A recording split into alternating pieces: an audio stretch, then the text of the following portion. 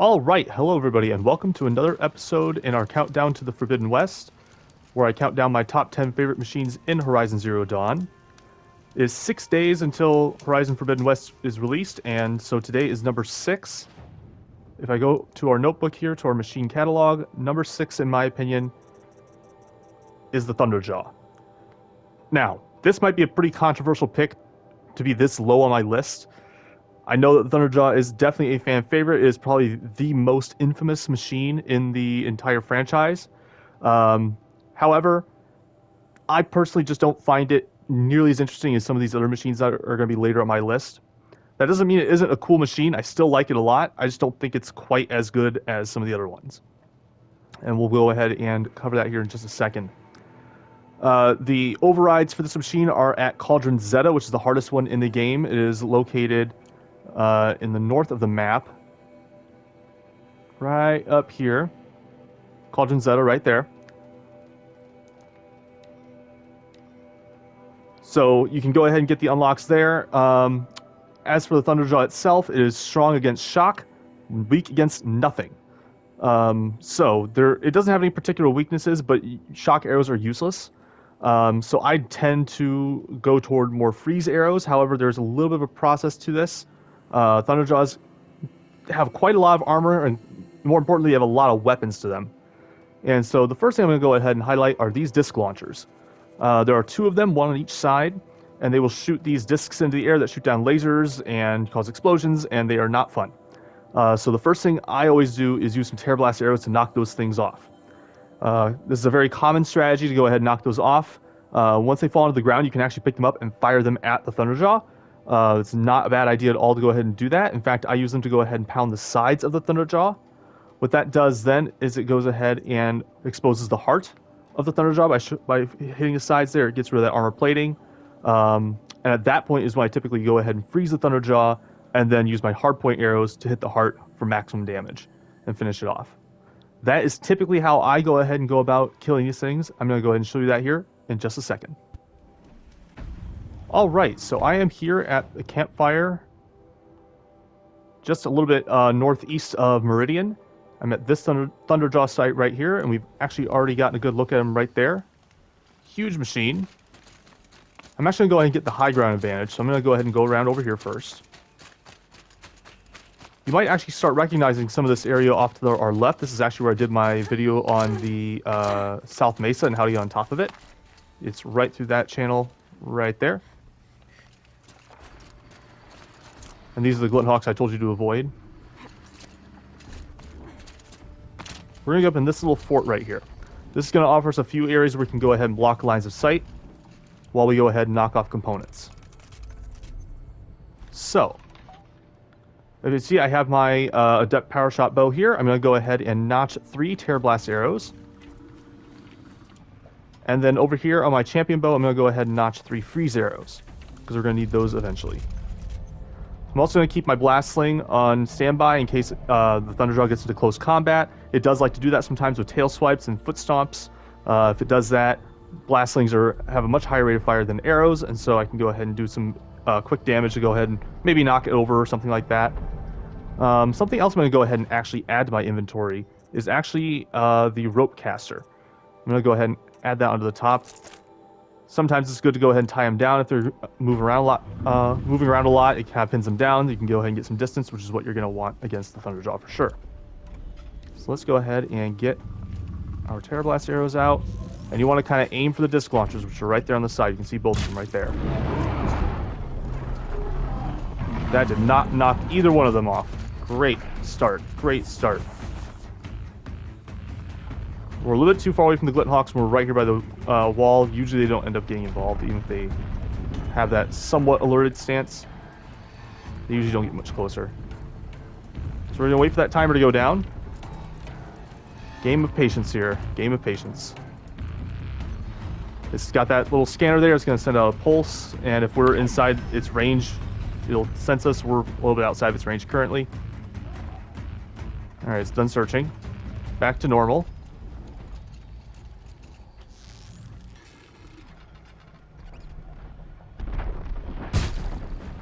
That was a complete miss. There we go. That's a hit. That definitely knocked off a component. Gonna put up a fight. Wait, seriously? Did the Splithawk see me? The Splithawk's right there. Please no.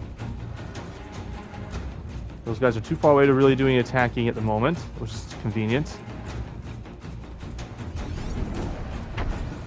Thunderjaw's right there. I think I can get around this side and be okay still. Yeah, he's going around in circles. Is it seriously not knocked off yet? How? It was a direct hit. This is confusing me.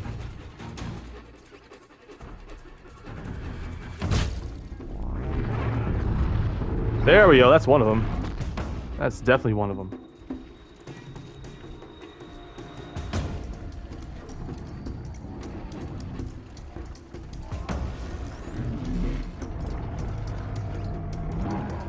Yeah, okay. He's coming up here. I really don't like getting him in the red when he's actually still got disc launchers. That can just become a massive hassle. They're definitely the worst part of the Thunderjaw for sure. Oh god, right here.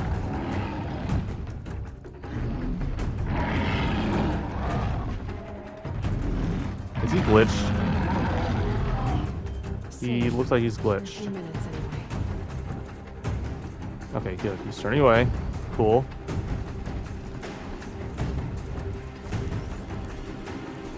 Yeah, where is that disc launcher? It's somewhere down there. I want to wait till he's kind of near where the other disc launcher's at, because I don't want to have to keep running all over the place trying to find the disc launchers later. Okay, so he's going to turn around. That hurt it. There we go. So that definitely helps a lot. So now we're done with the Terror Blast arrows. We're going to go ahead and go over to the Precision arrows, notch 3 of these.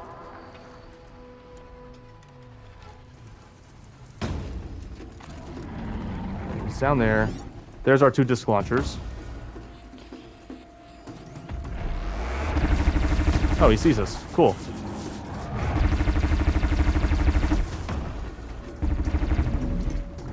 Oh, he sees some cards of soldiers. Oh, that helps. That definitely helps. We're gonna sneak behind. This is our lucky day.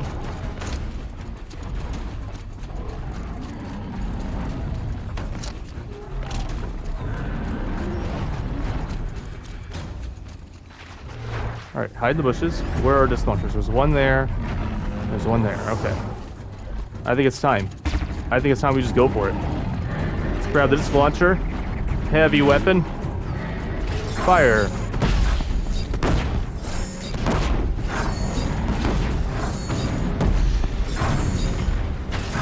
Aim for the heart. That way we can go ahead and hit the armor plating. Okay, no ammo left. Our other one's up here. Still not alerted to us, which is kind of surprising.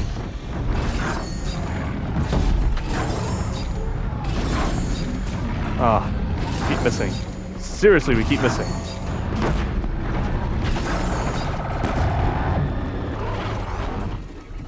Alright, well, the disc launchers didn't really help us a whole lot. That's okay. We're going to go ahead and notch 3 of these. We're going to do 3s. We're going to need to do the 3s twice.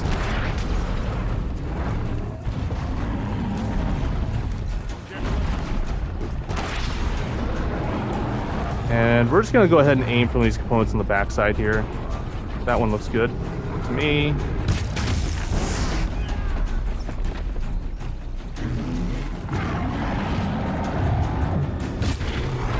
There we go. Aim right at the eyes. That's also a good weak point. Got him. Alright, well that didn't work quite to plan because you never quite got in the right spot to where we could go ahead and get the disc launcher to hit the sides to knock off those shields to get the heart. That would have been nice because you could get up to 2,000 damage on those, but it is what it is. You gotta be adaptable, that's for sure.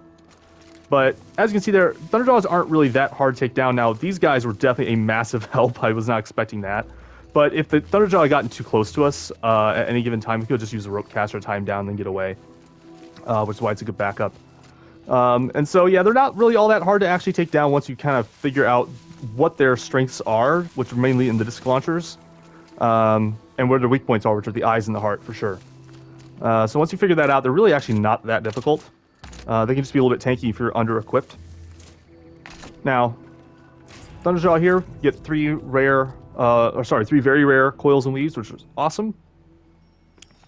Definitely a cool mob. There is actually a couple things I want to talk about with Thunderjaw. If we go up to this campfire here, there's actually two Thunderjaws in this valley, and you can actually use corruption arrows to have them fight each other. It can be a little bit tricky to set up sometimes, but you can make it work. I'm just going to go ahead and show you them real quick. There's also some lance horns down that little valley. So it's this valley up here. Let's go ahead and go over there. I just kind of show it.